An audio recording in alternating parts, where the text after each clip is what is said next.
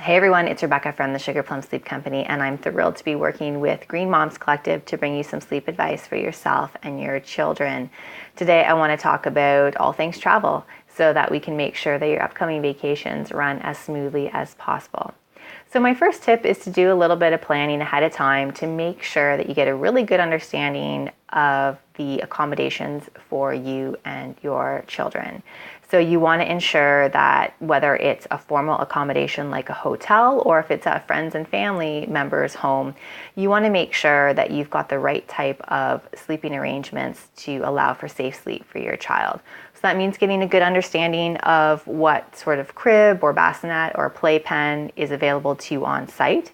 If that's not available to you, you want to make sure that you bring something with you that you're comfortable with, or consider renting equipment. There are a lot of great agencies out there that will allow you to rent and take equipment with you, or you can actually have equipment delivered on site. Just a quick Google search will allow you to figure out if there's an agency available in your hometown or the destination that you're traveling to.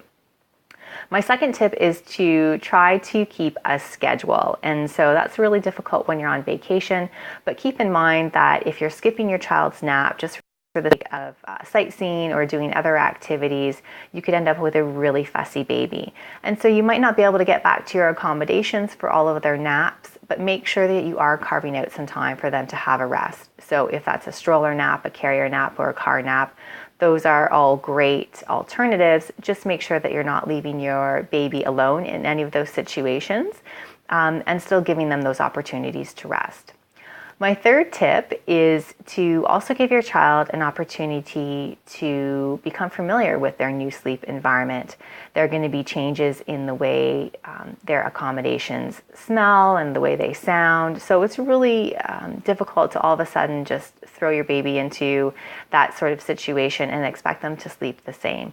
You may want to give them a little bit of time to play in that room, or you may want to extend the length of their nap routine or their bedtime routine just so that they become a little bit more familiar with that area. Consider also bringing all the things that they need to sleep in.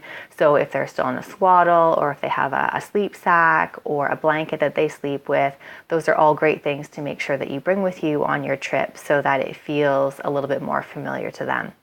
And then the last thing I would suggest to you is just to manage your expectations.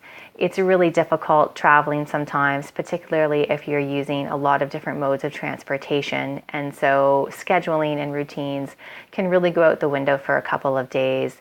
Don't worry too much about it. You can always get back on track. I hope that helps. Stay tuned for more great sleep tips from myself and Green Moms Collective.